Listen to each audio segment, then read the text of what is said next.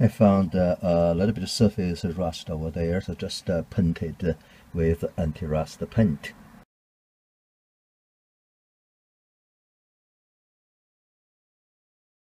Now we're ready to install the strut back to the car. And look at it here, there are two like nails in the two things. And these two can be used as a key. It will be aligned to here, so that slot. And then we're going to put the top part through that 3 holes. And then on the top, we're going to have 3 nuts. I didn't remove the caliper, and I found it's rather difficult to put this into the clamp. And then I use the compressor again, just to help a little bit to make this shorter. And then I, after I install into this clamp and release the compressor, and now it's in the position, say on the top, and at the bottom I use a jack to gradually jack the strut up. So here we can get the nuts in here. So we have 3 nuts. So we're going to put the nut on. These 3 nuts should be torqued to about 30 to 34 Newton meters.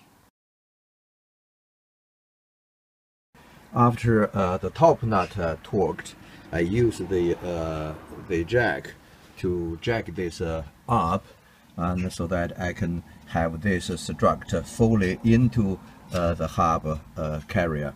And then I put this bolts on, and this, and also don't forget that the bracket for the brake line and the sensor cables, bracket, and then the bolts.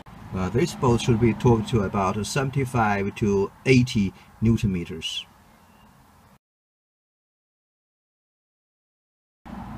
To install the anti-roll bar links, just make sure so you put the lower end to the anti-roll bar and put the nut on.